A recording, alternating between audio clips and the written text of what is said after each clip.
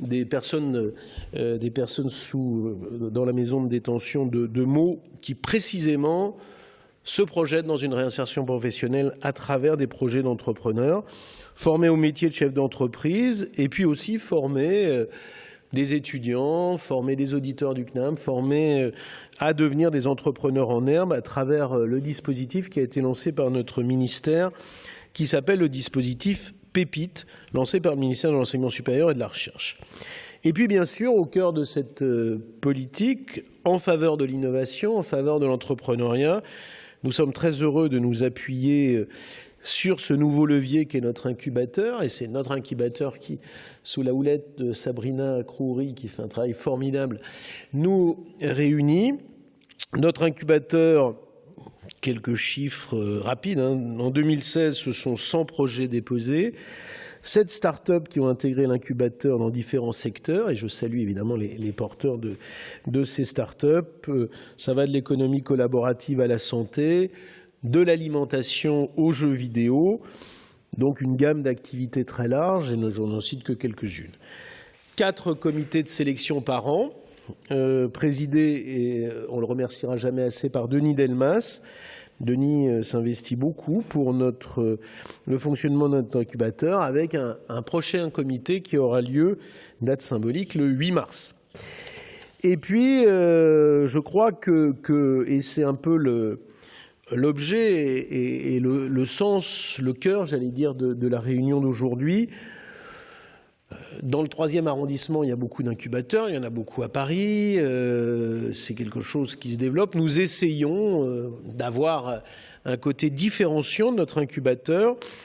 Ce que nous considérons comme différenciant, c'est d'abord de proposer à ceux qui vont être incubés un accompagnement spécifique sur les questions de développement commercial, sur les questions de mise en marché, d'avoir des ateliers adaptés aux porteurs de projets, c'est aussi très important pour nous.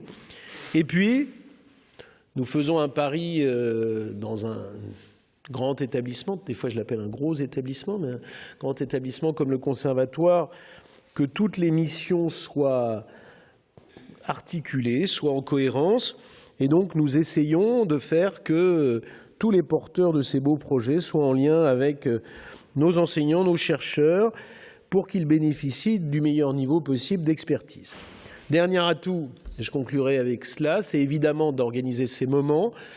Nous avons la chance cet après-midi, d'avoir 2 personnes qui incarnent le succès de l'entreprise, des entreprises qu'on peut créer dans notre pays. Donc, encore une fois, merci. Et je suis très heureux que vous soyez là et que nous ouvrions ce moment d'échange.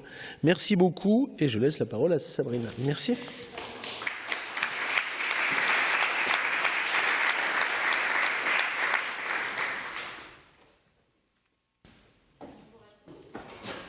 Sabrina Khoury, donc responsable de l'incubateur du CNAM. Merci d'être aussi nombreux aujourd'hui pour entendre les témoignages de Frédéric Mazella et Guillaume Gibaud et Gilles Garel sur l'entrepreneuriat. Donc, précisons que Frédéric Mazella va devoir partir à 14h45, donc on va aller vite. Donc c'est à vous, Monsieur Mazella. Parlons un peu de la genèse de votre aventure Blablacar. C'est pas la première fois qu'on me pose la question, figurez-vous. Alors la genèse elle est venue d'une idée toute simple, d'un besoin personnel, puisque je crois que ça doit faire 1500 fois que je la raconte. Alors je suis désolé pour ceux qui l'ont déjà entendu, mais je devais rentrer en Vendée, je suis vendéen, depuis Paris. Et je m'y suis pris un petit peu au dernier moment, c'était au moment des vacances de Noël. Et donc tous les trains étaient pleins. Et je me suis retrouvé à appeler ma petite sœur qui habitait à Rouen et qui avait une voiture, et à lui demander de faire un détour pour passer me chercher à Paris et m'emmener en Vendée. Donc pour ceux qui connaissent bien la géographie de la France, vous voyez où est Rouen, Paris et la Vendée. Je vous dis pas le nom de la ville en Vendée parce que là pour le coup j'ai aucune chance que vous sachiez où c'est. Enfin si, c'est Fontenay-le-Comte pour ceux qui y sont passés. Il y a beaucoup de gens qui y passent, pas beaucoup de gens qui s'arrêtent. Moi j'y ai vécu 17 ans. Et donc finalement elle est passée me chercher avec sa voiture sur Paris, puis on est descendu, et sur l'A10 en fait, sur l'autoroute A10, on voit le TGV de temps en temps, et à un moment j'ai vu le TGV plein avec donc des places que je ne pouvais pas avoir puisque les trains étaient complets et les voitures vides. Et j'avais réussi à avoir une place dans une voiture vide qui était la voiture de ma sœur, mais pour avoir cette place-là, il fallait connaître ma sœur, donc c'était un petit peu limité. Et donc je me suis dit, voilà, il faut que je trouve un moyen que toutes ces places libres qui voyaient, je me suis rendu compte qu'il y avait évidemment des milliers de gens qui allaient en Vendée, pour Noël, et que donc il fallait indexer toutes ces places libres, quoi. Et donc moi j'étais dans les nouvelles technologies, je revenais de la Silicon Valley, j'avais passé plusieurs années, et j'ai trouvé que c'était un mariage parfait entre quelque chose que les ordinateurs savent résoudre, qui est de l'indexation de ressources disponibles, et manifestement une opportunité du monde réel physique dans lequel il y a des millions de places libres dans les voitures qui bougent en permanence. Et donc en fait je me suis dit que c'était un parfait projet pour des machines très performantes d'aller répertorier toutes les places libres dans toutes les voitures pour pouvoir les mettre dans un moteur de recherche et pouvoir réserver toutes les places dans les voitures vides. Voilà, donc c'est de là qu'est née l'idée. Alors j'ai pas dormi pendant 72 heures quand j'ai eu l'idée, tellement je me suis dit que c'était une idée toute bête et que quelqu'un avait dû forcément y penser avant. Et alors après j'ai compris pourquoi c'était compliqué à construire, parce que c'est une vraie place de marché, donc il y a une vraie problématique de volume. C'est-à-dire qu'au début, quand vous commencez une place de marché, c'est un peu comme les jeux de mémoire, je ne sais pas si vous vous souvenez de ces jeux là quand on est petit, où en fait vous retournez un canard, une échelle, une maison, voilà, un bateau, puis après hop, tiens, il y a un deuxième canard. Et ben en fait, construire une place de marché, c'est un peu pareil. Au début, vous avez quelqu'un qui cherche un Paris-Strasbourg demain à 14h, quelqu'un d'autre qui propose un Montpellier-Bordeaux après-demain à 18h, et vous n'avez aucune chance de les faire matcher. On ne peut pas proposer un Montpellier-Bordeaux à quelqu'un qui cherche un Paris-Strasbourg. Alors vous êtes devant votre place de marché au début et c'est un peu comme la bataille navale, vous pleurez, quoi, parce que chaque fois il y a quelqu'un qui cherche quelque chose, quelqu'un qui propose autre chose et ça marche jamais. Donc voilà, jusqu'au jour magique où vous commencez à avoir quelqu'un qui cherche, il y en a un qui cherche un Paris-Strasbourg, puis un autre qui propose un Paris-Strasbourg. Ça c'est quand même pas mal. Et puis voilà, alors ça a pris des années. Et alors évidemment ensuite on structure l'activité autour de ça. On a commencé au début.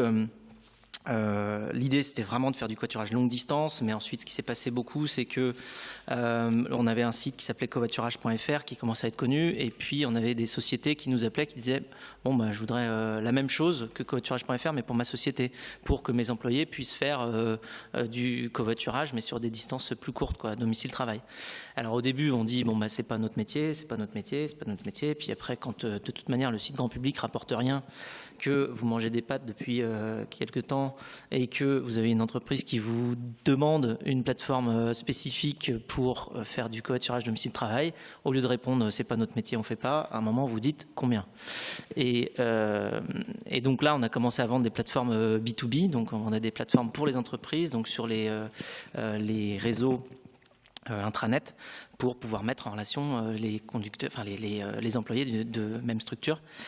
Et on a vendu à peu près 200 plateformes comme ça. C'était notre premier modèle économique, sachant que d'un autre côté, on avait le site grand public covoiturage.fr qui avait de plus en plus de succès, évidemment, sur le modèle de la longue distance, puisque là, ça commençait à vraiment matcher entre les conducteurs et les passagers, entre les offres et les demandes. Et donc, on avait un trafic qui était en croissance exponentielle. Le problème, c'est qu'on avait des revenus qui étaient en croissance aussi, mais en croissance linéaire.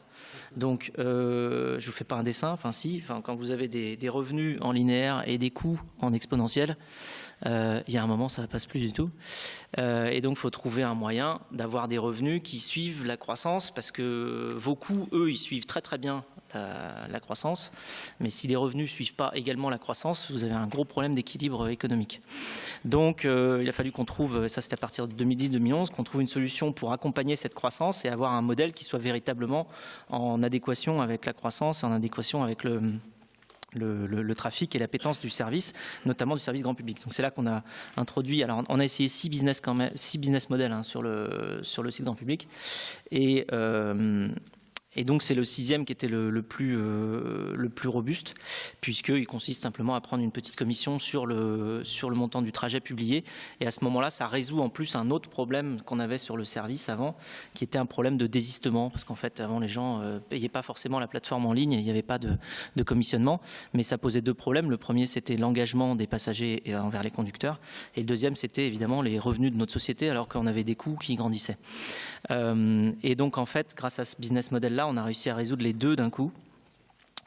puisque le fait de demander aux passagers de réserver à l'avance eh bien, nous a diminué les désistements par 10, puisqu'on avait plus de 35% de personnes qui réservaient dans les voitures mais qui ne venaient pas, qui crée d'ailleurs une boucle totalement non optimale sur le service, puisque comme les passagers, il y avait plus d'un tiers des passagers qui réservaient et qui ne venaient pas, puisqu'il n'y avait pas de paiement en ligne, eh bien, les conducteurs qui se faisaient avoir une fois ou deux, après ils faisaient de l'overbooking, ils disaient bon, je ne suis pas plus bête que la moyenne, hein, je sais qu'il y en a 1 sur 3 ou 1 sur 2 qui ne va pas venir, donc je vais dire OK à 4 ou 5 personnes, ce qui pose le problème de quand en fait tout le monde vient, vous n'avez plus de place. Donc il y en a 1 ou 2 qui doivent prendre le train en dernière minute, donc là ceux-là ils ne sont pas contents en général. Et donc la fois d'après, s'ils font, ils réservent dans plusieurs voitures, parce qu'ils se disent bon bah, je ne suis pas plus bête que la moyenne, donc je ne vais pas me refaire avoir. Donc ça crée en fait sur une place de marché, quand vous avez de la non-optimisation comme ça crée des boucles où chacun tire un peu la couverture à soi et ça finit par être un grand bazar. Et donc là, quand on avait 1 million de membres, on commençait à avoir vraiment le problème. On commençait à avoir des conducteurs qui quittaient la plateforme en disant bon c'est bon, j'avais encore 2 personnes qui devaient venir, elles ne sont pas venues, je les ai attendues une demi-heure, ça suffit maintenant, j'arrête de proposer mes places. Donc alors quand on a mis le système de paiement en ligne, ça a résolu ce problème-là, puisque on est passé des désistements de plus de 35% à moins de 3%. Et donc là, à ce moment-là, on a commencé à avoir un service fiable, ce qui fait que maintenant, sur Blablacar, quand les gens réservent, les conducteurs savent que les passagers viennent, les passagers savent que les conducteurs sont engagés à les prendre, et donc on a un système qui fonctionne. Voilà, donc ça c'est pour l'histoire des business models. Après l'histoire, il y a l'expansion du service, parce qu'aujourd'hui on est dans 22 pays, on est une société d'à peu près 500 personnes. La communauté globale dans les 22 pays fait plus de 40 millions largement plus de 40 millions de membres. Et puis donc on est dans la plupart des pays d'Europe, mais aussi on est jusqu'en Russie, Turquie, Inde, Mexique et Brésil. On a une 12aine de bureaux dans tous les différents pays. Et pour vous donner une idée sur la France, vous devez le savoir un petit peu, mais sur la France, donc c'est plus de 10 millions de personnes qui sont inscrites, mais c'est aussi surtout sur la classe d'âge 18-35 ans, plus de 40% des gens qui utilisent et qui sont inscrits sur Blablacar. Donc ça fait 4 personnes sur 10, donc c'est beaucoup. Enfin pour moi c'est pas assez, mais c'est beaucoup. On va continuer. Voilà, je ne sais pas ce que vous vouliez savoir éventuellement de plus. Vous savez que je peux parler pendant des heures, donc il va falloir me canaliser. Vous avez des questions ? Non, très bien. J'ai encore des questions pour vous.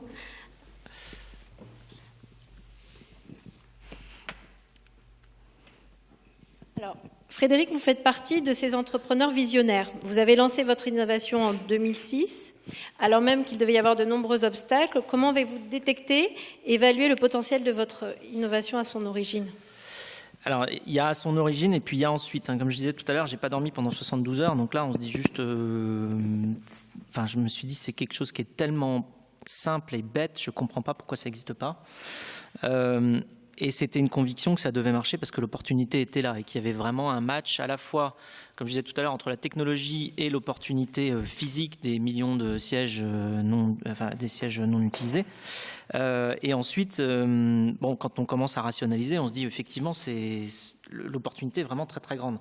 Je vais donner quelques chiffres, mais on sait qu'une voiture, ça coûte à peu près 5 500 € par an à entretenir. Donc entre l'essence, le péage, l'assurance, le parking, les réparations, mais aussi la dépréciation du véhicule. Donc vous achetez une voiture 15 000 €, vous la revendez 8 000, vous avez perdu plusieurs milliers d'euros par an. Ça, on l'oublie souvent, mais enfin, maintenant on commence à le voir puisqu'on voit les nouveaux modèles de vente de voitures qui sont basés sur un prix au mois. Donc on le voit bien parce qu'il y a de plus en plus de formules de leasing qui se développent où au lieu de vous dire que la voiture vaut 14 000 ou je sais pas combien d'euros, on vous dit elle vaut 169 € par mois ou elle vaut 149, 199. Enfin bon, on est en train de rentrer dans une logique où on assimile le prix d'acquisition à en fait un prix d'usage sur la durée. Mais en fait voilà, au total ça fait à peu près 5 500 € par an par véhicule. Vous prenez un pays comme la France, il y a 38 millions de véhicules. 38 millions de véhicules fois 5 500, ça fait plus de 200 milliards. Donc chaque année, un pays comme la France dépend de plus de 200 milliards à maintenir l'intégralité de sa flotte, c'est-à-dire plus de 10% du PIB. Et ensuite, on regarde comment et combien on utilise les voitures. Et c'est là où ça fait mal, on a envie de pleurer. C'est-à-dire que les voitures sont garées 96% du temps. Donc elles sont garées, elles ne servent à rien, elles ne bougent pas. Elles sont dans les bouchons 0,5% du temps. Elles cherchent une place de parking pour se garer 0,8% du temps. Et il nous reste 2,7% du temps où les voitures vont effectivement d'un point A à un point B, ce pourquoi on les a conçues initialement. Et alors, quand elles vont du point A au point B, 3 fois sur 4, il y a juste un conducteur à bord, donc en fait, il y a 3 ou 4 places libres. Donc là, on se dit, alors on est en train d'utiliser à peu près un quart de 2,7% d'une ressource qui nous coûte 10% du PIB. Oui. Et c'est là où on se dit, bon, ben, il y a peut-être un petit peu d'optimisation à aller chercher, d'autant plus quand on regarde les autres moyens de transport, les bus, les trains, les avions, ils roulent ou ils volent 50 à 80% du temps. Donc c'est pas 2,7% du temps. Je pense que chez Air France ou chez SNCF, si les trains roulaient 2,7% du temps ou les avions volaient 2,7% du temps, on aurait licencié le directeur financier depuis bien longtemps. Donc en fait, toutes ces sociétés-là sont des sociétés qui optimisent leurs assets, leur flotte, alors que pour les voitures particulières, on ne l'a pas fait. C'est-à-dire qu'il n'y a personne qui possède l'intégralité de la flotte et qui pourrait dire, bon, on va faire une utilisation rationnelle de tout ce parc, parce qu'en fait, quand Antoine a fini d'utiliser sa voiture, Nathalie en a besoin, et on va pouvoir faire une meilleure utilisation. Puis d'ailleurs, ils font le même trajet au même moment, ces deux-là, donc on va les mettre ensemble. Donc il y a toute une rationalisation à apporter, et c'est là où l'informatique peut quand même beaucoup aider, parce que justement, on voit bien qu'il y a des millions de choses à synchroniser en même temps, et que humainement, on ne va pas le faire au téléphone. Enfin, il va falloir passer par des systèmes d'optimisation de machines. Donc il y a une vraie valeur à venir ajouter cela. Et voilà, donc on voit qu'il y a beaucoup de marge, parce que pour passer de une personne par véhicule à plusieurs personnes par véhicule, déjà on a beaucoup de marge. Après, il y a aussi tout ce qui va dans le même sens, les modèles type Drive ou des choses comme ça, de location de voitures entre particuliers qui vont pouvoir aider. Donc voilà, en termes de vision, je pense qu'au départ il y a une idée, on se rend compte, enfin moi j'en ai parlé tout à l'heure, mais juste le fait de voir les voitures vides et de voir les trains pleins, on se dit il y a un problème. Et ensuite, quand on rationalise, on se dit ah mais oui, ce que j'ai vu sur la 10, en fait c'est pas un truc isolé, c'est partout, c'est gigantesque, et c'est même dans beaucoup de pays du monde. Et après on voit la difficulté que c'est de construire, c'est-à-dire construire une place de marché, construire la liquidité de place de marché, c'est-à-dire faire en sorte que les offres et les demandes trouvent chacune leur pendant. Voilà, donc et ça nourrit, enfin moi ça me nourrit depuis 12 ans maintenant, tous les matins, tous les soirs, et il n'y a pas un jour où je me suis levé en me demandant ce que j'allais faire de la journée. Enfin, je savais ce que j'allais faire, après savoir si j'allais réussir, c'était autre chose. Mais... En fait, la difficulté aussi, effectivement, avec ces places de marché, c'est qu'au début, on n'a peut-être pas suffisamment de véhicules pour répondre, et pas de demande en face, ou trop d'offres, trop de demandes. Comment on fait, justement, quand on démarre? Quel conseil vous pourriez donner à un entrepreneur, justement, qui démarre, qui se lance sur une place de marché et qui n'a pas un volume suffisant au début de demandeurs et d'offres pour les mettre en face? Alors, il y a des manières de communiquer qui sont gratuites quand on est assez créatif. De toute façon, il y a beaucoup de choses qui coûtent beaucoup moins cher quand on est créatif que quand on est simplement à reproduire une mécanique déjà rodée et utilisée par des centaines de personnes avant. Donc, notamment, nous, il se trouve qu'on a... justement, je parlais du train tout à l'heure, on a commencé par communiquer nos meilleures actions de communication quand la plateforme était vide. C'était quand la SNCF faisait grève. C'est tout bête, mais on a cette chance-là dans notre pays. Quand ils font grève, nous, on avait fait un communiqué de presse où on disait qu'on ne faisait pas grève. Et donc du coup on est passé sur toutes les télés, toutes les radios, tous les journaux. Ça m'avait coûté 200 € à l'époque pour contacter 6000 journalistes et leur dire que nous pendant les grèves, c'était en 2007, nous pendant les grèves le service était ouvert, il était même sur mobile et il était gratuit. Donc voilà, donc évidemment ça avait très bien marché parce qu'il y avait plus de 500 journaux qui avaient parlé de nous, on était passé à la télé 10 fois, à la radio je sais pas combien de fois. Et alors évidemment les serveurs étaient down, c'est-à-dire que en plus on était en hébergement partagé. Alors ça va peut-être parler à ceux qui sont techniques dans la salle, mais on était en hébergement partagé, et comme on n'était pas le seul site internet sur cette plateforme-là, et comme on a fait exploser tout le volume de la plateforme, forcément, alors ils nous ont coupé un moment, ils ont dit non, parce que vous êtes en train de faire tomber 100 autres sites internet là, avec votre trafic. Donc bon, mais n'empêche que ça a fait connaître le concept. Et puis après, bon, finalement, on s'est rodé, et aujourd'hui, les passages télé n'empêchent pas la plateforme de fonctionner, heureusement. Et même à un moment, avec mon directeur technique, je comptais les buts qu'on marquait quand on communiquait bien et qu'on faisait tomber la plateforme. Et ça fait au moins 6-7 ans que j'ai pas marqué un but. Donc on sait bien, enfin en même temps il y a 800 serveurs donc c'est plus pareil, mais on a bien rendu la plateforme beaucoup plus robuste. Parce qu'on se rend pas bien compte des volumes, mais enfin voilà, si je vous dis qu'il y a 800 serveurs derrière Blablacar, je sais pas si c'est quelque chose dont vous avez confiance. On a l'impression que ça marche, tout seul, mais en fait non. Il y a beaucoup de machines, sachant que chaque serveur a une puissance à peu près 64 fois supérieure à votre laptop.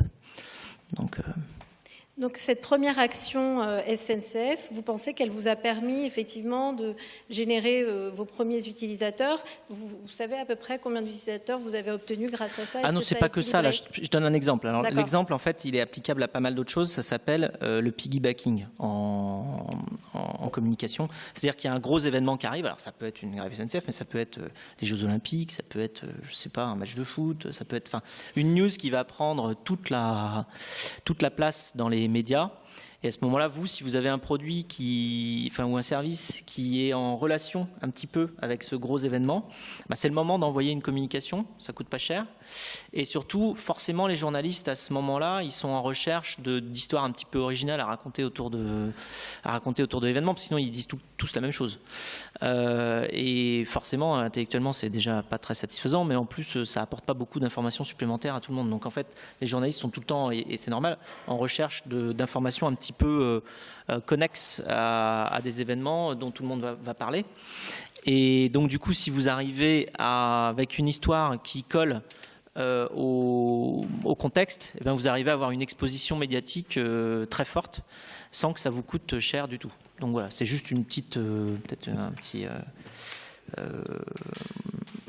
petit truc quoi, à savoir pour avoir de la communication et faire connaître son service. Après, évidemment, c'est une chose sur 100 à faire, parce qu'il y a aussi beaucoup de choses beaucoup de communication terrain, comprendre les outils d'online marketing, être extrêmement créatif avec les réseaux sociaux, voilà, essayer d'attirer Alors maintenant, il y a des outils évidemment beaucoup plus performants pour ça, c'est-à-dire,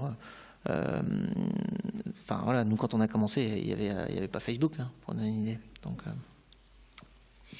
Et quel a été votre budget de communication au démarrage de votre activité? Jusqu'en 2012, zéro quoi. Enfin, je sais plus, c'était peut-être 1 000 € par an quoi. Enfin, un truc comme ça. Parce que souvent, les créateurs prévoient un gros budget communication, de publicité. C'est mieux, ça va plus vite. Nous, ce qu'on fait maintenant, c'est vrai que les fonds qu'on a levés nous permettent d'aller beaucoup plus vite dans les autres pays, parce que pour avoir 1 million de membres en France, ça nous a pris 7 ans. Et forcément, là, avec les investissements qu'on a, nos investisseurs ne sont pas prêts à attendre 7 ans par pays pour qu'on ait 1 million de membres dans chaque pays. Voilà. Aujourd'hui, en Russie, c'est plus d'1,5 million d'inscrits par mois. Donc, ça va un peu plus vite. Donc Frédéric Mazella va devoir bientôt partir. Il lui reste encore 10 minutes avec nous. Est-ce que vous avez des questions particulières à lui poser avant qu'on poursuive? Ah oui, il y en a beaucoup. On va en poser 2 ou 3. Bonjour, moi, Kevin Alec, donc je suis incubé aussi à l'incubateur du CNAM. Moi, je comprends et je connaissais l'histoire de Blablacar et je comprends qu'il y a une extrême complexité à la mise en œuvre de ce projet. Et je suis toujours surpris que vous n'ayez pas abandonné avant, en fait, parce que je trouve ça incroyable. Et je voulais savoir comment est-ce que vous avez fait pour tenir, quoi. Ça a pris vraiment longtemps. Comment vous avez tenu? Je pense qu'il y a 2 choses. Déjà, j'y croyais absolument. J'étais sûr que ce truc-là devait exister, marcher. Donc j'étais sûr qu'il y avait une solution pour le faire marcher. Et quelque part, ça devient presque un challenge intellectuel. Je me dis, si j'arrive pas à le faire marcher, c'est fail. Je pense qu'il y a aussi, et ça c'est plus par rapport à mon parcours, je m'étais dit que, voilà, j'ai travaillé pendant 5 ans dans une société de software américaine. Et puis j'avais fait 5 postes différents, et puis j'avais envie de plus, notamment de contrôle sur ce que j'allais faire, et donc j'étais pas du tout prêt de toute manière à retourner prendre un boulot. Je voulais pas, donc je m'étais, d'une part j'avais mis un petit peu d'argent de côté comme j'avais pu, j'avais fait des emprunts, j'avais emprunté pour faire l'INSEAD notamment, et donc j'avais été arrangé pour mettre un petit peu d'argent de côté pour tenir, et j'avais envie d'essayer cette chose-là, et donc je m'étais fixé de ne pas avoir de chemin retour, quoi. C'était soit ça marche, soit je sais pas. Et même à un moment, je me disais, quand on est entrepreneur et que ça marche pas forcément aussi vite ou aussi bien que ce qu'on aimerait, de toute façon ça va jamais assez vite, il y a des moments où on se dit, bon, est-ce que je suis pas en train de m'entêter inutilement? Alors ma mère me disait toujours que j'étais têtu, je disais non, je suis persévérant, c'est différent. C'est vrai que c'est parce que être persévérant c'est une qualité, être têtu c'est un défaut. Alors j'aime autant dire que je suis persévérant. Et donc ça m'a permis de tenir beaucoup. Et puis aussi je suis extrêmement économe. C'est-à-dire qu'au début, voilà, j'adore les pâtes. Hein, parce que d'ailleurs c'est ce que j'avais répondu à un journaliste une fois qui m'avait un peu mis dans une impasse de réponse, puisqu'il m'avait dit bon alors vous êtes tout seul ou quasiment sur votre projet, il n'y a personne sur votre site, de toute façon même ceux qui viennent ils vous payent rien, donc vous comptez tenir combien de temps? Et ça devait être en 2008 ou 2009. Je lui ai dit écoutez, voilà, je m'appelle Mazzella, j'ai des origines italiennes, je peux manger des pâtes pendant 10 ans, donc il n'y a pas de problème, on va y arriver. Voilà, mais donc voilà, je pense qu'il faut être économe, il faut être extrêmement motivé, il faut se dire qu'on n'a pas de chemin retour. Alors après, je pense qu'il y a aussi un danger de, si ça marche pas, ouais, il faut faire une reconstruction mentale, je pense, après, parce que c'est un peu compliqué. Il y a des moments où je me disais, bon, si ça marche, bah, ça se passera bien, si ça marche mal, je vais finir, je sais pas comment, à pousser un chariot dans un parc public et dire que la fin du monde est proche, quoi. Merci. Une autre question?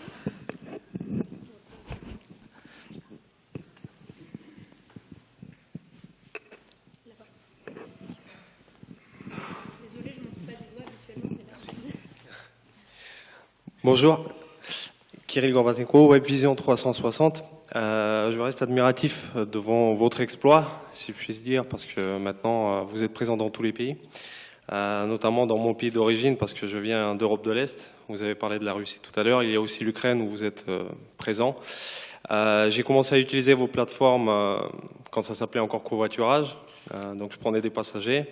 Et ça m'a toujours servi. Aujourd'hui, Blablacar, ça reste incontournable. Quand on va quelque part, si on a 2 places ou 3 places dans sa voiture, on ne peut pas passer outre. J'ai une question pour vous. Tout à l'heure, vous avez parlé de votre business model. Comment est-ce que vous êtes arrivé à la conclusion de choisir ce business model-là et pas un autre? Ben, on en a essayé 6. Et puis il y avait 5 qui ne marchaient pas. Mais ce que j'ai appris par contre, c'est que quand un business model marche, ça se voit. Faut pas croire que... C'est le jour où on en a vu un qui marchait qu'on a compris que tous les autres vraiment ne marchaient pas et qu'on avait bien fait de les abandonner. Donc on a essayé les abonnements mensuels, on avait une personne sur 1000 qui payait. Donc c'était pas suffisant. On a essayé la mise en relation téléphonique avec des ponts téléphoniques. Ça marchait un petit peu, mais c'était pas. Ça dégradait un petit peu la qualité du service, moi je trouvais, parce qu'on n'arrivait pas toujours à joindre la personne, mais enfin en contrepartie, on payait quand même la communication. Donc c'était un petit peu embêtant. C'est comme ces trucs-là. Enfin, c'est juste une parenthèse, mais ça m'est encore arrivé ce week-end. Je citerai pas la marque, mais d'appeler un service client qui vous dit vous serez facturé tant après le bip. Alors, on entend le bip, ça on l'entend bien. Puis juste après on dit bonjour, alors en fait tous nos services sont fermés à cette heure-là. D'accord, t'aurais pas pu me le dire avant le bip, non? Enfin, donc voilà, c'est ce genre de truc où les services sont pas en adéquation avec ce qu'on paye. Donc voilà, ensuite on a essayé aussi des modèles publicitaires, des modèles de B2B, j'en parlais tout à l'heure, on a vendu des plateformes à des entreprises. Bon voilà, donc comment on est arrivé à la conclusion de celui-là, c'est en essayant plusieurs, hein, il n'y a pas 50 solutions. Et je me souviens au début, quand j'étais parti, donc j'avais commencé le site et puis j'étais parti à l'INSEAD pour faire justement une formation orientée entrepreneuriat pour savoir comment monter une boîte, vraiment. Et je suis un prof de l'INSEAD, parce que j'étais parti moi avec un modèle totalement gratuit. Alors ça va quand on a 1000, 10 000 utilisateurs, on peut faire un truc gratuit et financer soi-même jusqu'au bout de ses propres finances, hein, mais un service. Le problème c'est que quand vous arrivez à 100 000, 500 000, 1 million, 10 millions d'utilisateurs, enfin là c'est juste plus possible du tout de se dire je vais financer. Non, c'est pas possible. Il y a un moment, les poches sont très très vite vides. Et donc, c'est un prof d'INSEAD qui m'avait dit « Fred, you need a business model or you will die ». J'ai dit « Bon, d'accord, ça a l'air sérieux comme... c'est quoi un business model Voilà, donc, et donc bah, après, il faut le chercher, quoi. Il faut le chercher jusqu'à ce que ça marche. Je vous remercie. J'ai une deuxième question. Du coup, moi qui ai monté ma start-up en octobre... Monsieur, on va être obligé de passer le micro. quelqu'un d'autre. Parce qu'il reste encore 3 minutes avec Frédéric Madella. Bon. Allez. Okay. Je vais être rapide. Blablacar, ça paraît normal maintenant, mais avant, c'est vraiment un changement de mentalité. On faisait du top. Comment vous pourriez expliquer votre déclic? Comment? Alors, je pense qu'il y en a deux. Je pense qu'il y a deux choses à voir. Il y a d'un côté, vous parliez de l'autostop, effectivement, c'est un truc qui a bien marché, puisque toute la génération de mes parents avait fait du stop. Après, ça a un peu diminué, parce qu'il y a eu des faits divers, des choses en fait très incertaines, on ne sait pas trop avec qui on part, on ne sait pas trop quand on arrive, ni trop bien quand on part d'ailleurs. Donc voilà, il y a tout un tas d'incertitudes, et donc ce qu'on a fait avec la structuration du covoiturage, c'est qu'on a résolu tous les problèmes de l'autostop. Il y a 3 grands problèmes dans l'autostop. Il y a, on ne sait pas avec qui on part. Il y a, on ne sait pas exactement ni quand ni où on part, ni quand ni où on arrive. Et puis il y a aussi le fait que les passagers ne payent pas. Et donc les conducteurs ont un peu l'impression d'être dans un mode de don. Mais en fait, les échanges entre les gens, il n'y a pas beaucoup de relations qui durent en mode don. Par contre, des relations en mode échange équilibré, oui. Donc, en fait, le covoiturage résout ces 3 choses-là. On sait avec qui on part, puisqu'on a le profil complet, on a même le numéro de téléphone validé, on valide maintenant les pièces d'identité, les comptes en banque, enfin voilà, on a tout. Et puis, en plus, il y a tous les ratings. Vous savez que vous allez partir avec Jean-Claude, 48 ratings positifs, voilà, donc tout se passe bien. Donc, on sait avec qui on part, on sait quand on part et où, puisqu'il y a un point de rendez-vous avec un horaire, enfin, c'est hyper précis. Et puis, il y a une participation financière qui fait que l'équilibre passager-conducteur, il n'y en a pas un qui doit quelque chose à l'autre en sortant de la voiture. Parce que quand vous faites du stop, moi j'ai fait beaucoup de stop, moi je payais en fait très souvent, on passait à la station essence et je payais l'essence parce que je me disais, bah il paye tout, là, le conducteur, c'est quand même pas normal. Enfin, je me sentais mal parce que sinon, quand on sort de la voiture, on a l'impression de devoir quelque chose au conducteur. Parce que dans le don, il faut trouver quelqu'un pour donner, mais il faut aussi trouver quelqu'un pour recevoir. Moi je sais que j'aime bien les relations équilibrées, j'ai pas envie de devoir quelque chose au conducteur en sortant, même si je le reverrai jamais. Mais bon voilà, donc ce qu'on a mis en place résout ces 3 problèmes-là de l'autostop. Et donc c'était une idée qui avait commencé à marcher mais qui s'est arrêtée à cause de ses défauts. Et donc nous on l'a reprise évidemment en améliorant avec les outils auxquels on a accès aujourd'hui ce principe-là. Et puis il y a aussi le côté image. On a beaucoup travaillé sur le côté très attractif de l'activité, très sociale, très moderne, très innovant, pour justement dépoussiérer cette impression-là. Parce qu'au début, ça aurait pu paraître être un truc pour les radins ou pour les gens qui ont énormément de temps parce qu'ils ont le temps d'attendre. Non, nous on a fait un service qui est pratique, qui prend pas plus de temps en fait de faire du covoiturage en tant que passager que de prendre sa propre voiture et qui est dans les mouvances beaucoup plus modernes. On a fait des applis mobiles qui marchent très bien. Enfin voilà, donc on a modernisé tout ça. Donc c'est les 2 réponses que j'apporterai pour cette problématique. Merci beaucoup Frédéric Madella pour ce témoignage riche et on espère vous revoir très prochainement au CNAM.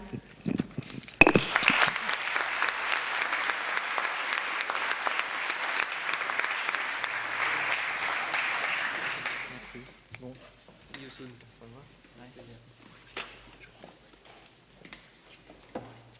On va poursuivre bien sûr.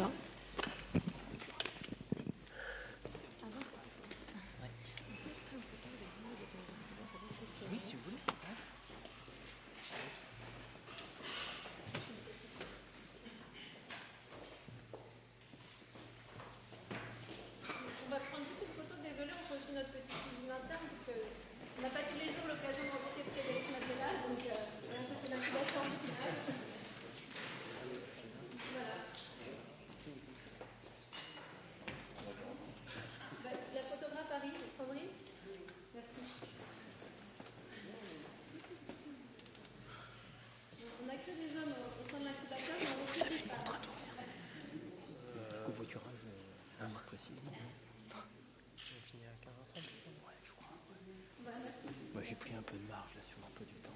Ça va. Bon, merci. De rien. Merci. Au revoir. Merci.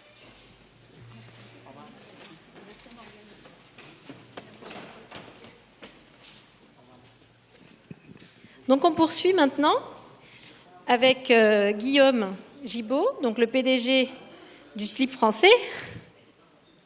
Donc, parlons de la jeunesse de votre aventure. Bonjour à tous, je vais essayer d'être aussi inspirant que l'ami Fred, que je trouve personnellement très bon, et moi j'ai passé un bon moment à l'écouter, donc j'espère que vous aussi. Donc moi je suis sorti d'HEC en 2009, j'ai bossé 2 ans chez Bio C'est Bon, je ne sais pas si tout le monde voit Bio C'est Bon, qui est une chaîne de supermarchés bio. C'était vraiment génial, un patron de 70 ans qui a monté, revendu, planté plein de boîtes, et j'ai compris chez lui que je voulais monter ma boîte sans trop savoir quoi. Mais j'ai vraiment aimé le côté terrain, le côté très concret, on ouvrait des magasins, c'était vraiment chouette. Et je me retrouve du coup à 25 ans à me dire bon, ben voilà, je cherche une idée de boîte. Donc je pense qu'il y a des gens dans la salle qui sont dans ce cas-là ou qui ont déjà un peu des idées. Et je me dis, bon, il y a pas mal de points communs quand même avec Fred, mais je me dis, j'ai envie de démarrer dans un métier que j'aime bien, qui me parle à titre perso, parce que l'entrepreneuriat, c'est au moins 5 ans pour commencer à voir un peu ce qui se passe. Donc ça veut dire que pendant 5 ans, il a dit qu'il a raconté l'histoire 1500 fois. Moi, je suis peut-être à 750, mais c'est vrai que voilà, on porte son projet et on en parle beaucoup. Donc il faut vraiment partir dans un truc qui est aligné avec vos envies perso.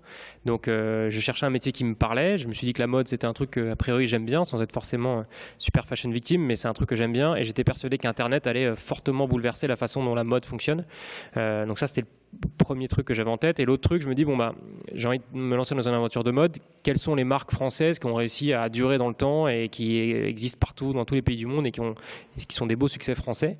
Et sans complexe, je me dis que Hermès et Louis Vuitton doivent avoir a priori compris quelques trucs. Et je me dis, le savoir-faire français, l'artisanat, les valeurs françaises, c'est un socle très fort qui permettent de se revisiter, de se réinventer avec les cycles de mode. Et je me dis, bon, bah, ok, il y a ces valeurs françaises, la mode, j'aime bien. Quelle est la catégorie produit dans la mode qui serait le plus adapté à la vente en ligne? Et je me dis, en fait, le sous-vêtement, c'est un produit qui est petit, qui est léger, qui s'expédie facilement, qui ne s'essaye pas. En tout cas pour les hommes, je pense que messieurs, vous avez a priori jamais essayé un slip de votre vie dans un magasin. Et en plus de ça, il y a une grosse fidélité à votre marque de sous-vêtements. C'est-à-dire que quand vous aimez bien la marque, vous avez tendance à racheter toute votre vie, ou au moins pendant un paquet d'années, la même taille et le même produit, et vous êtes très fidèle. Donc c'est vrai qu'il y a une vraie opportunité de marché sur un marché qui, sur l'homme, le sous-vêtement, c'est 800 millions d'euros annuels. Donc c'est quand même un marché balèze. Il n'y a pas une marque sympa depuis 20 ans. Et c'est très adapté à la vente en ligne. Et je me dis, bon, bah voilà, si j'arrive à trouver une idée pour créer un espèce d'Hermès du slip sur Internet, je dois réussir à faire quelque chose de sympa. Et en buvant des bières avec des copains, j'en ai un qui me dit, mais t'es malade, qu'est-ce que tu vas faire dans cette histoire de slip, ça marchera jamais. Et je lui dis, si je fais le slip français, je suis sûr que je m'en vends quelques-uns. Donc ça, c'était fin 2011. Et aujourd'hui, on est 40 personnes, on a vendu 250 000 produits l'année dernière. Et on n'est pas encore au niveau de Fred, mais on a fait presque 8 millions d'euros de chiffre d'affaires. Et on est en passe de devenir peut-être le premier donneur d'ordre français de textile, en faisant un pari un peu fou, mais assez simple, de se dire qu'au final... on fabrique tous nos produits en France, donc 4 à 5 fois plus cher que tous les gens qui les fabriquent à l'autre bout du monde, mais on les vend directement sur notre site web qui fait 70% de nos ventes. Donc on n'a pas d'intermédiaire de marge et on vend au même prix que les autres marques en ayant un business model qui tient la route et qui permet de se dire que le monde dans lequel on vit, où 95% des produits que vous portez ont fait 3 fois le tour du monde, ont été fabriqués par des gens qui sont sur des chaînes de textiles au Bangladesh pour fabriquer les produits H&M, au bout d'un moment on se dit qu'avec les outils d'aujourd'hui, ça peut-être plus vachement de sens de fonctionner comme ça, et qu'au final, nous, nos produits sont fabriqués en grande partie dans le nord de la France, à 2 heures de TGV, et on fabrique juste le nombre de produits qu'on a besoin pour servir nos clients, et on les vend directement sur Internet. Et je pense qu'on tient à un début de vrai bouleversement dans ce modèle-là, qui, je pense, est très en phase avec l'époque, avec les outils et les attentes des gens. Et on essaie de faire ça avec le sourire, en prenant du plaisir à le faire, et je pense que ça fait partie des clés de ce qu'on est en train de construire. Alors, question pour Gilles Garel. À quel moment peut-on parler d'innovation? Que signifie projet innovant? On peut parler...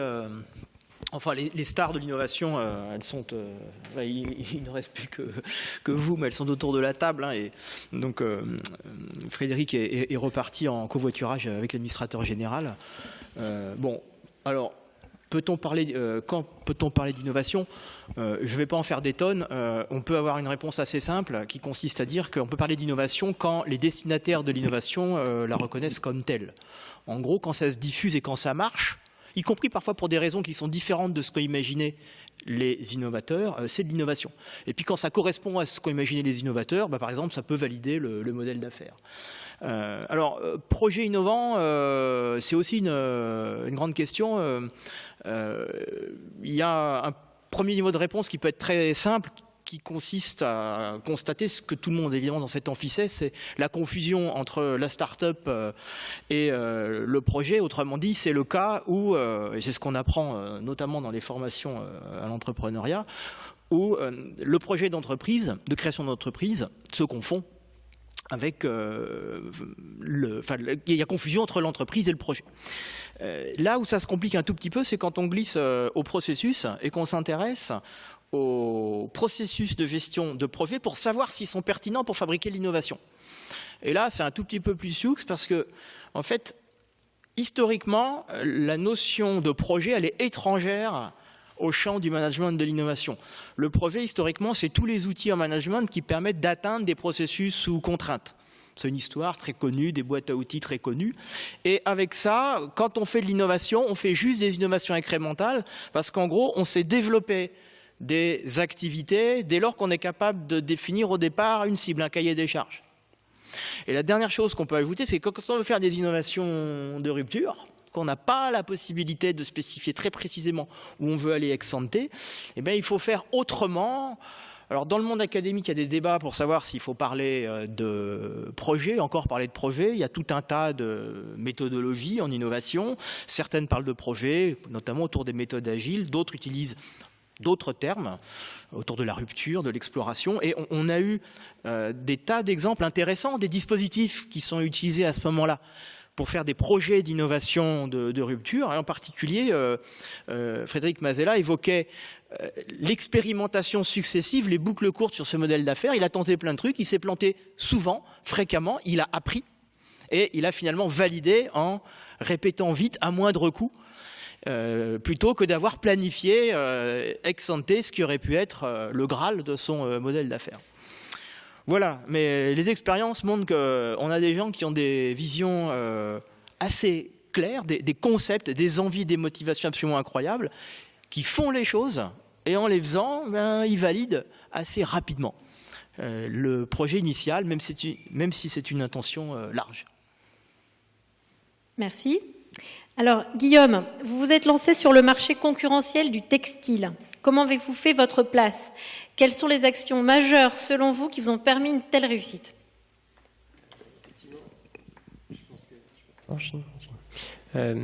Aujourd'hui, tous les marchés sont concurrentiels. Donc soit il existe, il est gros et au moins il est là, mais il y a plein d'acteurs, soit il n'existe pas et en un sens il faut le créer, donc c'est pas forcément plus facile. Je rejoins ce que disait Fred, il disait qu'il faut essayer de se raccrocher à des gros marronniers de l'actualité. Donc lui, il avait joué les grèves de la SNCF, nous on a joué la campagne présidentielle de 2012. Je ne sais pas si vous vous souvenez, mais on a fait le changement de slip, c'est maintenant, la France forte en slip. Et on avait du coup ramené comme lui beaucoup de monde sur notre site web et comme lui on avait marqué beaucoup de buts à essayer d'arriver à paramétrer le site pour qu'effectivement il tienne la charge. Quand vous avez beaucoup de trafic et que les gens viennent sur votre site et font plein de requêtes, le site souvent il tombe. Donc c'est vrai que c'est un sujet au début, mais c'est un bon problème en un sens. C'est vrai qu'aujourd'hui, je pense que tous les marchés peuvent être disruptés, pour utiliser ce mot à la mode. Quand il y a un marché, un gros marché avec plein de concurrents, c'est signe qu'il y a vraiment il y a de la demande. Après, je pense que quand on démarre, ce qui est ultra important, c'est d'arriver avec un truc différent, radicalement différent et nouveau. Une start-up, c'est ça, c'est savoir en quoi vous êtes différent et faire que ça et le faire très bien, et surtout ne pas aller se rassurer à faire un peu ce que les autres font. Nous, si je vous donne un exemple très concret, là on est très bon, c'est vendre en ligne et utiliser les réseaux sociaux pour se faire différent. A priori, c'est quelque chose qui est compliqué, puisque les marques existantes, c'est tout nouveau, il faut se l'approprier, ça remet en question, c'est compliqué. Les autres canaux de distribution de notre métier qui sont ouvrir des boutiques ou se faire distribuer dans les grands magasins ou les revendeurs, tout le monde fait ça dans ce métier depuis 45 ans.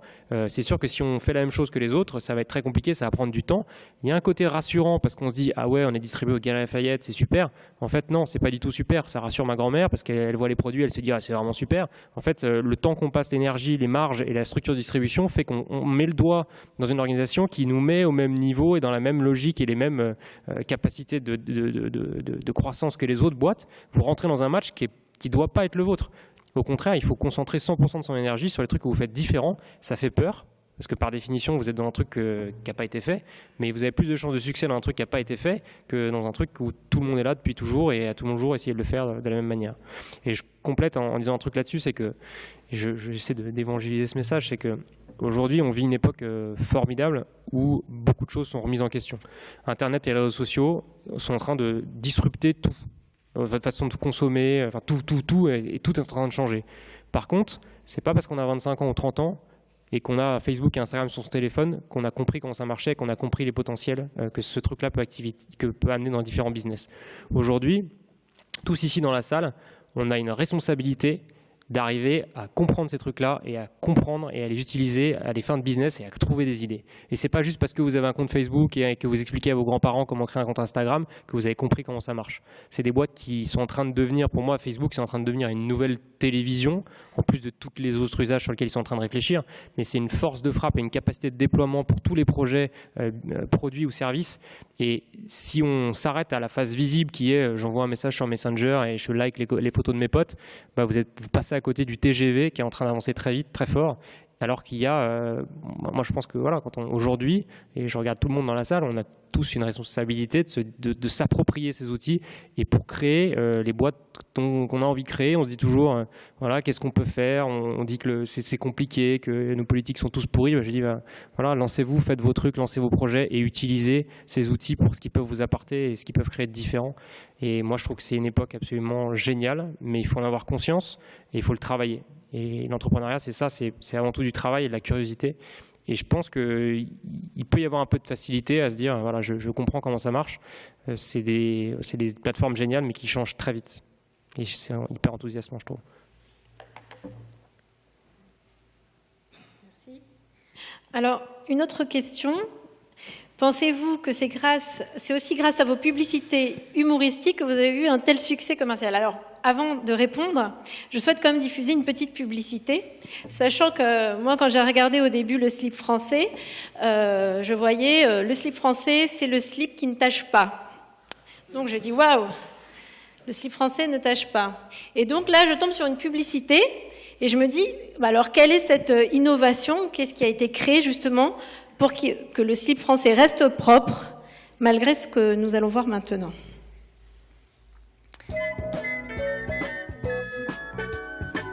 La surprise du chef.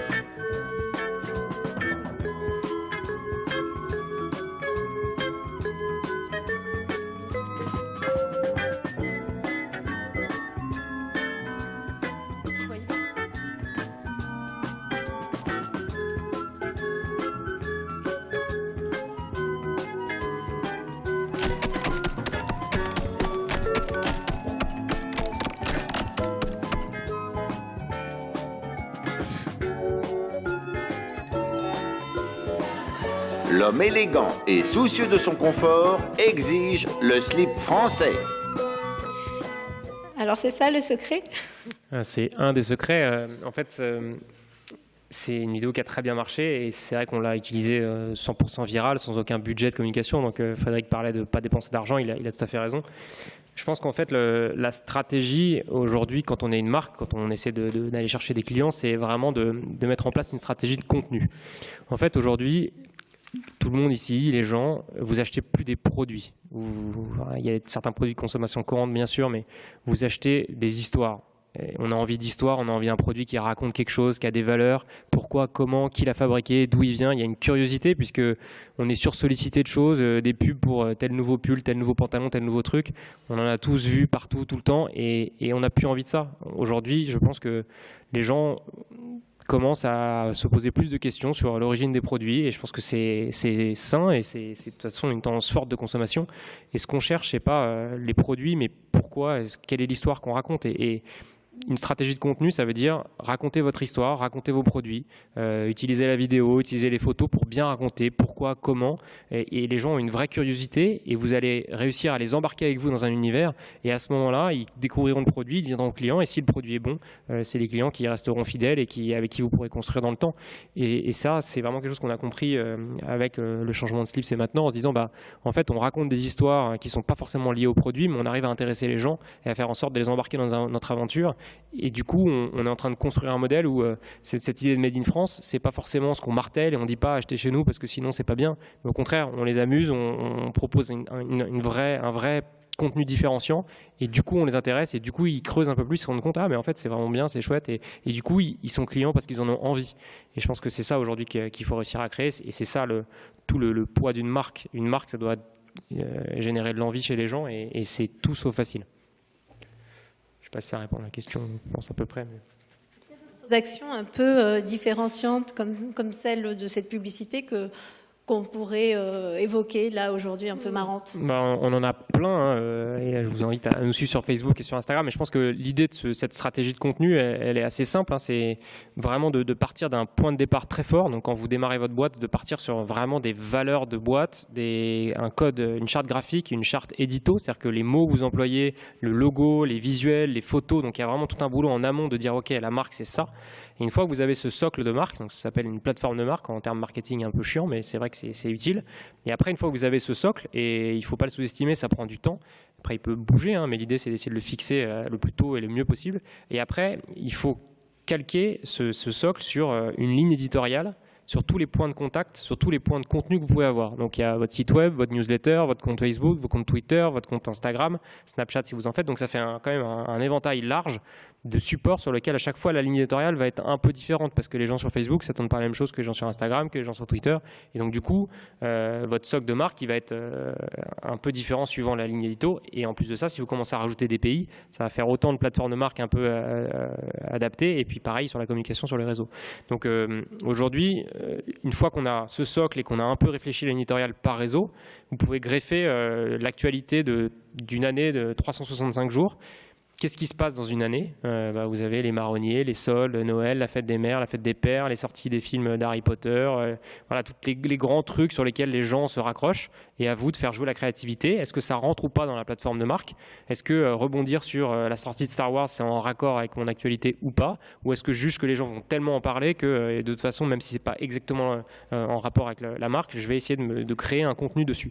Et je pense qu'aujourd'hui, c'est ça le marketing et c'est ça raconter des histoires, c'est trouver un lien dans la vie quotidienne des gens et la déployer sur les bons réseaux pour que les gens trouvent de l'intérêt à ce que vous faites. Et je pense que c'est ça l'idée d'une marque, c'est de se dire comment est-ce que je peux intéresser les gens, comment je fais en sorte qu'ils viennent chez nous, que ça les intéresse et qu'ils trouvent une raison de revenir chez nous souvent.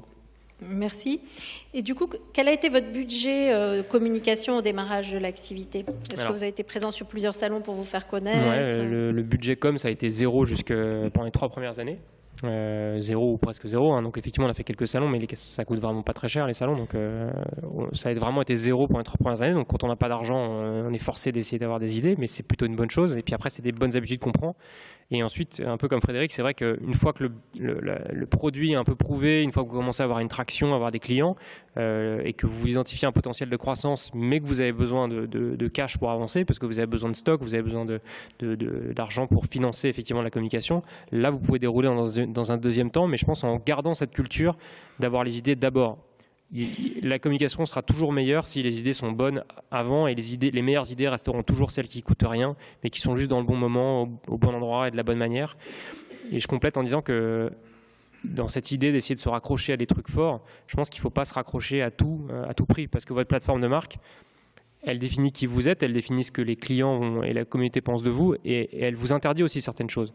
J'ai 2 exemples tout bêtes, mais typiquement les attentats de Paris en novembre 2015. Est-ce qu'une marque doit réagir à ça ? Est-ce qu'une marque doit prendre la parole ? Nous, dans notre équipe, une petite équipe de 35 Parisiens touchés de près ou de loin par cette histoire terrible. Comme tout le monde ici, tout le monde très touché. Nous, on parle sur nos clients à Facebook 3 fois par semaine, on raconte plein de trucs. Il y a une espèce d'envie de prendre la parole sur ce sujet, de se dire voilà, on pense à vous, on est touché comme vous, on a envie d'échanger.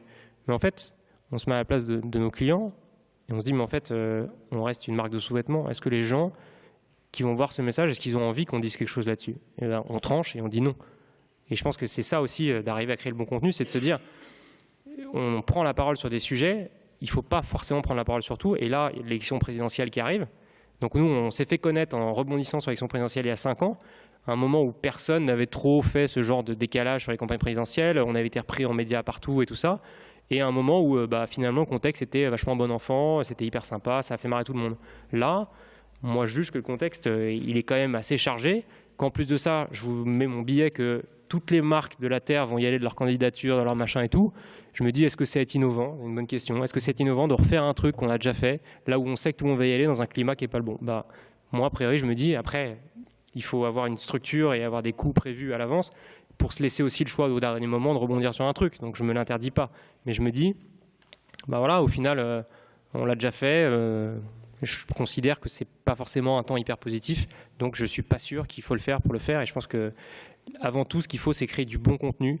Et c'est pas essayer de buzzer pour buzzer. Et au contraire, c'est être dans une démarche qui essaie de tirer vers le haut et pas tomber dans le truc facile à tous les coups. Et je pense que c'est une bonne discipline que d'essayer de faire la part des choses et de pas tomber dans la facilité. Après, voilà, on sera ravis de faire une bonne blague s'il y a une bonne blague à faire et on sera au rendez-vous pour la faire. Mais en tout cas, on ne se dit pas il faut le faire absolument, absolument, absolument. Soit il y a une bonne idée et on le fait, soit il n'y en a pas. Et c'est parfois plus dur de dire qu'on ne le fait pas. Donc une question pour Gilles. Est-ce qu'il faut absolument être rapide quand on lance une idée innovante pour ne pas être volé et surtout si elle n'est pas protégeable? Juste avant de répondre brièvement à cette question, en regardant la pub et puis en vous écoutant, je ne résiste pas. Le CNAM, en ce moment, en particulier l'école d'ingénieurs du CNAM, fait sa pub en ligne. On a tourné une web-série qui est décoiffante et innovante. On n'a jamais fait ça. Il y a le responsable de la communication de l'établissement dans l'amphithéâtre, donc je parle évidemment sous son contrôle, mais on est face à un produit qui promeut de façon très innovante l'école d'ingénieurs du CNAM. Et pour le faire, on a fait ce que les innovateurs font souvent, c'est-à-dire qu'on a mobilisé des connaissances qui sont étrangères à la tradition de la communication de l'établissement. En l'occurrence, on a travaillé avec des experts de l'image, un réalisateur du genre du cinéma et des acteurs, ce que nous ne sommes pas. Alors, sur la question, en fait, il faut se souvenir qu'il y a 25 ans, dans la littérature de gestion et d'innovation, on parlait déjà de chrono-compétition, chrono-concurrence. Ça a donné lieu à l'ingénierie concurrente. Ces questions sur la vitesse, elles sont très anciennes. Mais elles reviennent avec beaucoup d'acuité. Et je crois que l'argument principal, c'est le suivant. C'est qu'aller vite, ça permet de tester grandeur nature. Autrement dit, c'est comme les stratégies poker. Je paye pour voir, et si je paye pas cher, si je vais vite au marché, vite à une première réalisation, j'ai un vrai retour. Et donc ces différentes stratégies d'anticipation, de planification, que nous a notamment enseigné le management stratégique des années 70, et dans ce qui a été dit par les deux présentations, il y a plein d'exemples. Les réseaux sociaux qui permettent d'une réactivité incroyable, l'expérimentation. On peut penser à quelque chose qui est très à la mode autour du MVP, en français le produit minimum viable de Lean Startup. On fait un premier proto. Moi, je travaille beaucoup avec des grosses boîtes qui développent des startups internes pour fabriquer l'innovation. Elles fabriquent des protos, elles fabriquent des monstres, des choses intermédiaires qu'on donne à voir aux clients, qu'on donne à voir à des experts qui sont testés. Et donc, on a des retours grandeur nature par la vitesse.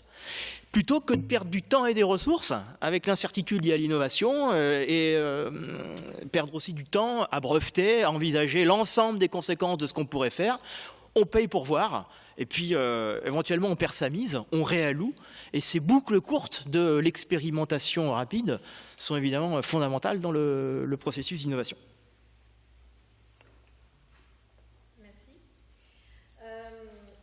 Garel, qui est professeur au CNAM, et aussi auteur du livre « La fabrique de l'innovation », qui est très bien, je vous le conseille.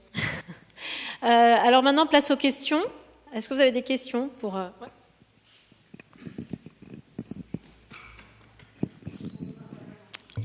J'avais une question pour Guillaume, un peu moins sexy que tout ce qu'on se dit depuis le début, sur un peu le back-office. Voilà, comment on passe quelle est la part de l'entreprise dans la start-up? À quel moment on se dit, tiens, faut que je structure là, oui, j'ai levé quelques centaines de milliers d'euros, je prends des techos, des marketeurs, etc. Mais est-ce que je prends un CFO? Est-ce que je prends... Et dans votre cas, quand est-ce que vous vous êtes posé cette question-là? Avec du recul, comment vous auriez fait? Est-ce que vous êtes content de ça? Voilà, c'est en gros la question. C'est une très bonne question. Aujourd'hui, on est 40 personnes, on est 25 au siège et 15 dans les boutiques. Sur les 25 du siège, ça fait 5 ans et personne n'est parti. Donc je pense qu'on a dû faire quelques trucs bien. Je pense que ce qui est important, c'est de garder le focus de trouver des clients. C'est un peu l'idée de tester son produit. C'est ça qui doit driver les choix Donc c'est rigolo quand des gens démarrent des boîtes et qu'ils ont eu une expérience professionnelle avant. Souvent, ils vont un peu se rassurer en constituant l'équipe ou en construisant des compétences dans la boîte qui ne sont pas du tout stratégiques pour aller chercher des clients. Le but de toute boîte, c'est de chercher les clients d'abord, sauf si vous levez un paquet de sous et vous créez une communauté d'abord. Donc il y a quelques cas très rares, mais bon, dans l'immense majorité des autres boîtes, l'idée c'est d'abord de faire du chiffre d'affaires. Et c'est vrai qu'il faut construire, à mon sens, les équipes commerciales d'abord. Donc soit c'est des équipes web, soit c'est des équipes commerciales terrain, wholesale, retail, suivant les métiers. Donc nous, on a vraiment construit l'équipe web et je pense qu'il faut se concentrer sur ce qui fait vraiment votre différence. Encore une fois, je le dis à chaque fois, nous, la différence, c'est vraiment le web marketing, l'agilité, la partie commerciale du web. La partie technique, elle est très importante, mais chez nous, il n'y a pas d'innovation de rupture dans la partie technique. On a un site d'e-commerce, il y a plein de solutions. Donc, il faut vraiment, je pense, se dire, OK, dans mon activité, qu'est-ce qui est vraiment crucial que je dois faire différent et qu'est-ce qui est un peu standard. Nous, on bosse sur PrestaShop, qui est un truc open source de site web. C'est une structure qu'on utilise depuis le début. On a fait 4 ou 5 différentes versions, mais ça tient la route très bien. Se perdre dans quelle est la plateforme parfaite, le web au début, alors que nous, notre enjeu, c'est plutôt de tester le commercial du produit. Est-ce qu'il y a des gens qui vont acheter? Est-ce qu'on aura des clients? Donc nous, on a construit comme ça, en vraiment gardant le focus client. D'abord l'équipe d'animation commerciale web, l'équipe d'animation commerciale wholesale, retail, et ensuite effectivement la prod, bien sûr, qui arrivait très vite, parce qu'au début, je gérais tout seul les premiers produits, mais c'est pas du tout mon métier, j'y connais rien, donc je faisais mon premier patron sur PowerPoint et franchement c'était assez moche, donc voilà, il fallait structurer. Donc forcément il y a l'équipe commerciale. Dès qu'on commence à vendre un peu, on se dit il faut que ce que je vende ça monte en qualité et en compétences, donc on structure l'équipe de prod. Puis une fois que ça commence à tourner, on se dit il faut embaucher des gens pour commencer à vérifier un peu ce qu'on fait, parce qu'on fait un peu n'importe quoi. Donc là un CFO à ce moment-là, et puis ensuite quelqu'un plus en com pour essayer de, voilà, une fois que ça commence à tourner, qu'on a des clients, qu'on a des produits, qu'on arrive à peu près à comprendre où on va, on essaie d'harmoniser un peu le truc, et donc vraiment par priorité, je dirais, dans une première étape. Et après, je pense que l'équipe se construit avec les degrés d'ambition qu'on met. Donc il y a une première étape un peu garage où de toute façon on est tellement dans le jus, on n'a pas tellement de vision, on prend la première priorité. Et après, je pense que la structuration intervient avec un espèce de croisée des chemins où votre produit est validé, vous avez un embryon d'équipe, ça commence à bien marcher, vous identifiez un potentiel de croissance. Est-ce que vous allez lever des fonds? Oui ou non? Et en fonction de la réponse qui dépend de votre business, est-ce que c'est un business qui a besoin de beaucoup de cash ou pas? Souvent, malheureusement, la réponse va être oui, j'ai besoin de cash, donc il faut que j'aille lever des fonds. Et à ce moment-là, le premier réflexe des fonds d'investissement, ça va être de vous aider à structurer et de vous dire, voilà, dans votre équipe, l'espèce de choix de priorité que vous avez fait, est-ce qu'il y en a des bons, est-ce qu'il y a des bons éléments avec qui vous allez pouvoir grandir, et souvent de construire un échelon supérieur de management qui va permettre d'emmener tout ça. Mais je pense que c'est vraiment... c'est des choses qui se construisent en fonction du business, en priorité, et en se concentrant. Enfin, faut avoir un regard extérieur, quoi. Il faut vraiment se dire, voilà, c'est ces fonctions-là qu'il faut compléter d'abord. Et puis après, il y a aussi la réalité des rencontres. Donc voilà, vous avez peut-être le plan de vous dire c'est dans ce ordre-là qu'il faut que je le fasse, mais je pense qu'une start-up, c'est savoir repérer les gens qui sont bons, les mettre à la bonne place et aussi saisir les opportunités. Donc avoir un plan, justement pour être capable de se dire je le suis pas et je prends cette personne parce qu'il a l'air trop bien. Donc c'est ça. Et la start-up, c'est vraiment, je vous le disais, c'est 5 ans, c'est long. Faut l'avoir en tête. Je dis 5, c'est peut-être 10, je dirais peut-être ça dans 5 ans, mais c'est au moins, je pense, 3-5 ans pour commencer à avoir du recul, à un peu mûrir et avoir un peu de recul. Et c'est vrai qu'on formalise des visions à long terme et tout ça, elles se construisent aussi avec le temps. Je pense qu'il y a 5 ans, j'avais pas forcément une vision aussi claire de ce qu'on a fait et où est-ce qu'on va. Mais c'est hyper important d'arriver à créer un écosystème autour de soi, de gens qui vont vous aider. Ça va être le cercle familial d'abord, les potes ensuite, et puis les potes de potes, et puis des gens que vous rencontrez. Donc c'est construire un réseau, c'est essentiel, et je pense qu'une startup ne peut pas grandir sans ça. Et dans ce réseau, il va y avoir des rencontres, des gens qui vont vous aider, des gens avec qui vous allez bosser en freelance, des gens avec qui ça n'a pas marché. Mais voilà, c'est comme ça que ça se construit, et je pense qu'il faut essayer d'avoir une ligne un peu directrice en tête, mais pour être capable de ne pas forcément la suivre au gré des rencontres. Merci. D'autres questions?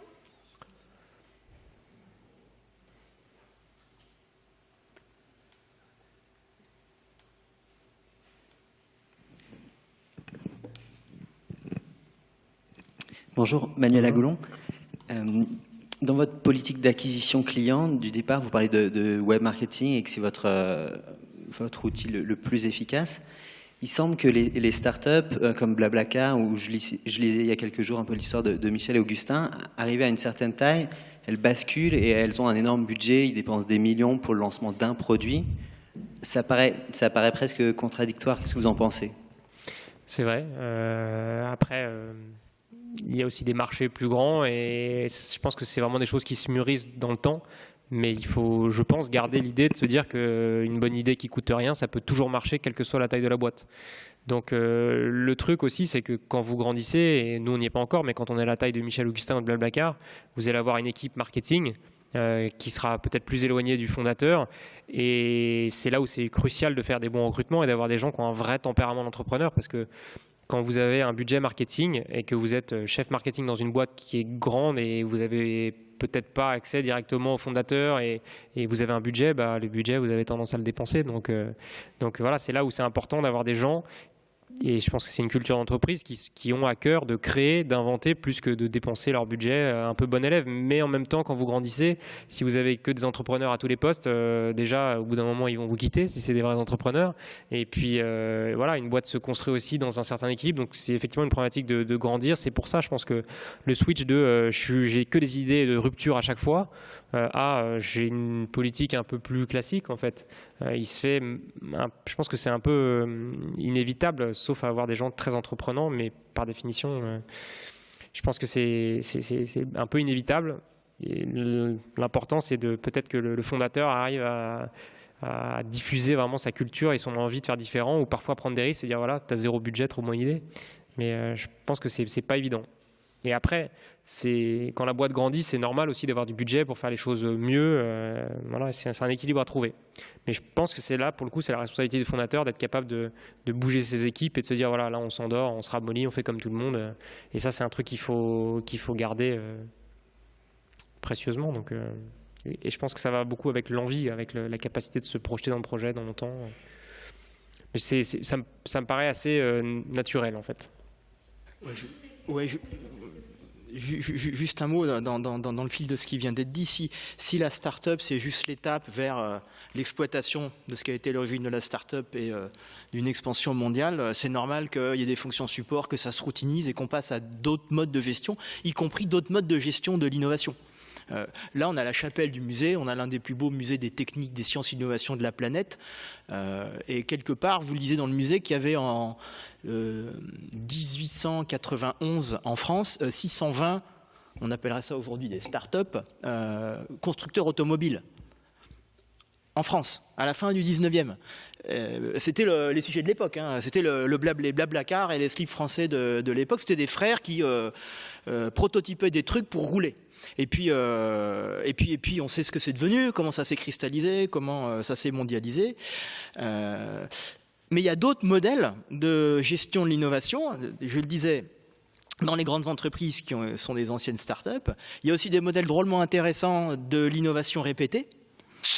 Quand on regarde les Bell Labs adossés à la science, la fabrique de l'innovation chez Edison ou d'autres modalités, ce n'est pas des start-up, ça fabrique de l'innovation répétée dans la durée. C'est des cas extrêmement intéressants à étudier. Mais le fait que la croissance engendre des fonctions support et fasse appel à d'autres ressources plus pérennes et substitue l'équipe des fondateurs par d'autres ressources est tout à fait normal. C'est même l'espoir secret des startups qui veulent réussir sur leur fondement originel. Et puis ça permet aussi aux fonds d'investissement de se dire qu'ils ont vraiment besoin des fondateurs, donc c'est bien. J'aurais pu être incubé au CNAM aussi.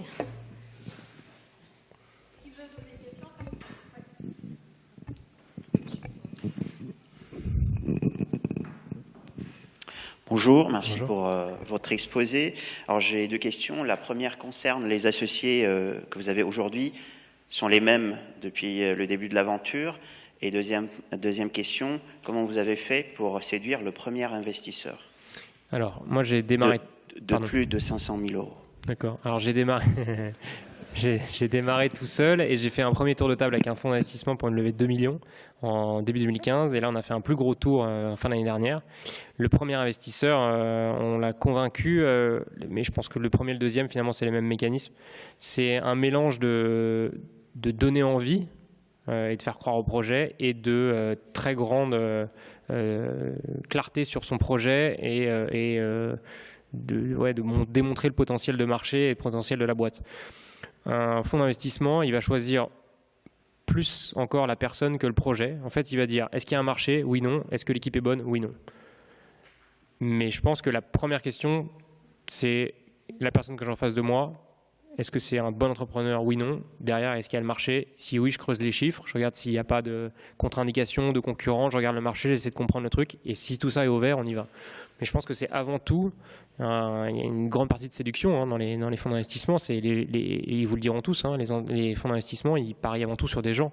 Puisque comme Frédéric l'a dit, il lui faut 6 business models pour comprendre quel est le bon. S'il en avait fallu 15, il aurait trouvé, il aurait fini par trouver. Parce que c'est un mec qui trouve des solutions face à un problème donné. Et je pense que c'est ça que les investisseurs cherchent, c'est est-ce qu'on a quelqu'un qui est capable de trouver des solutions pour son métier, qui est en phase avec le projet. Et si oui, si le marché, ils jugent que le marché, il y a une opportunité, alors à ce moment-là, ils mettent des sous sur le... Mais je complète en disant, c'est aussi à vous de les choisir.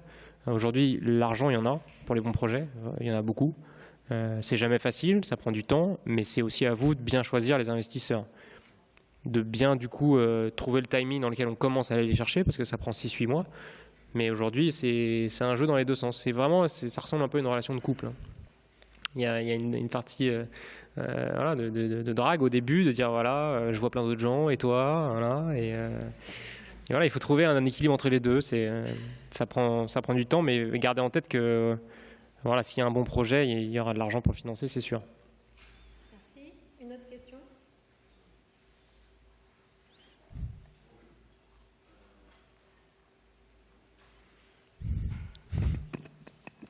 Vous m'entendez? C'est bon. Bonjour Guillaume, je m'appelle Thomas, j'ai une question plus par rapport au démarrage de l'aventure. Quand vous étiez tout seul et que vous aviez 0 client, enfin à part peut-être la famille et les amis, c'est quoi les leviers les plus efficaces que vous avez utilisés pour justement générer du premier trafic sur votre site web ou justement faire vos premières ventes en fait? Alors déjà, c'est effectivement la phase la plus dure. Donc quand tu n'as pas de produit où tu démarres, tu n'as pas de site web et tous tes potes sont en train d'avancer, ils te posent alors ta boîte et toi tu galères, tu es tout seul et le téléphone ne sonne pas. Et cette phase elle est dure, très dure. Enfin, moi je trouve que ça a été la plus dure, les 6-9 premiers mois. Après tu arrives au moment où tu as un début de produit à vendre et un demi-site web pour commencer à vendre des trucs. Et là, il y a un côté qui, voilà, ça permet au moins de raconter et tu mets le doigt dans l'engrenage où tu vas raconter l'histoire beaucoup. Et après, les bons leviers, je pense que la première étape, c'est vraiment de construire autour de soi. Il faut que toute votre famille et tous vos potes aient acheté votre produit. Si vous n'êtes pas capable de vendre votre produit à toute votre famille et tous vos potes, c'est que ça ne sert à rien de démarrer. Si vous n'êtes pas capable de le vendre à quelqu'un qui, a priori, a qu'une envie, c'est de vous faire plaisir, vous n'arriverez pas à le vendre à quelqu'un que vous ne connaissez pas. Donc voilà, je pense qu'il y a un premier marché qui est vraiment de se dire autour de moi, toute ma famille, tous mes potes, et puis d'essayer de vraiment réfléchir, de se poser. Et vous allez voir que quand vous le faites, vraiment, il y a beaucoup d'opportunités à aller chercher. Le réseau de votre école, le réseau d'un incubateur, qui sont les gens, et soyez curieux. Trouver qui sont les gens, qui sont leurs potes, avec qui ils sont potes sur Facebook, qui suivent sur Twitter. Ah, tu le connais, ah, c'est marrant, tu peux me le faire rencontrer. C'est l'écosystème dont je parlais tout à l'heure. Il faut s'appuyer sur votre premier et deuxième cercle pour construire et il faut envoyer des mails, il ne faut pas hésiter à rencontrer les gens. Vous verrez qu'il y a une vraie solidarité au sein du tissu entrepreneurial qui est en plus de ça dans une époque dingue avec la BPI qui fait un super boulot, tous les incubateurs, je ne sais pas combien il y en a à Paris, des incubateurs, des coworking aujourd'hui. Voilà, il y en a un qui ouvre tous les jours. Donc appuyez-vous là-dessus, partagez. Je pense que, en tout cas, moi, c'est comme ça que je l'ai vécu. L'entrepreneur, c'est un VRP dans les premières années, mais ensuite, c'est à vous d'y aller à fond, quoi. Personne ne va faire ce truc-là à votre place. C'est ça, l'entrepreneuriat. Ça ne veut pas dire qu'il faut y aller. On n'oblige personne à être entrepreneur. Par contre, il ne faut pas se voiler la face et aussi vous lancer là-dedans. Il faut y aller, il faut être capable d'aller convaincre les gens. Et si ce n'est pas votre nature, trouvez un associé qui est capable de vous aider sur le commercial, sur la notoriété. Mais ce boulot-là, et il y a pas mal de bouquins américains sur les startups et tout ça. Il y a je crois que c'est dans Lean Startup ou je ne sais plus lequel, ils disent regardez dans la salle, s'il n'y a pas de vendeur dans la salle, c'est vous le vendeur. Donc voilà, quand vous démarrez tout seul... il faut y aller et je pense qu'il faut y aller et y prendre plaisir. Ou alors avoir la lucidité de se dire c'est pas ma nature, Je suis pas comme ça, mais par contre, je pense que j'ai une vraie bonne idée. Et là, à ce moment-là, d'aller chercher un associé, quelqu'un avec qui démarrer, et pour vous aider à faire cette étape-là. Mais je pense que si vous n'avez pas ça en vous, et il n'y a pas de jugement, il y a des gens qui ont des compétences, je pense que c'est être lucide sur savoir ce qu'on aime faire, comment on sent les trucs. Mais cette étape, et je pense que beaucoup de gens passent à côté, parce que dans leur tête, ils n'ont pas switché, quoi. Il faut se dire, ok, je suis tout seul, quoi. Donc, mon premier cercle, mon deuxième cercle, et puis derrière, je tire les fils, et il n'y a pas de recette magique, quoi. C'est vraiment du travail et du temps. Après, comme je le disais, se concentrer sur ce qui est différent. Donc les réseaux sociaux, c'est juste dingue. Et être capable d'aller chercher les nouveautés, d'être capable de faire des vidéos Facebook Live 360, de faire des Insta Stories, d'être parmi les premiers à les faire. Bah oui, vous allez pouvoir prendre des raccourcis parce que vous allez faire des choses que les autres ne font pas. Mais ça se greffe sur un boulot de fond, un peu de fourmi, mais qui est, je pense, indispensable au début. Et puis en plus, vous allez avoir plein de retours. Ils vont vous dire c'est pas bien votre produit, ou au contraire, ils vont vous donner des idées. Et c'est ça qui permet de réfléchir, qu'il faut vraiment se confronter de façon positive à un écosystème. Il nous reste 4 minutes. Guillaume, rendez-vous avec les journalistes du CNAM. C'est vrai en plus. Dernière question. Nos PDG sont très sollicités. Tant mieux.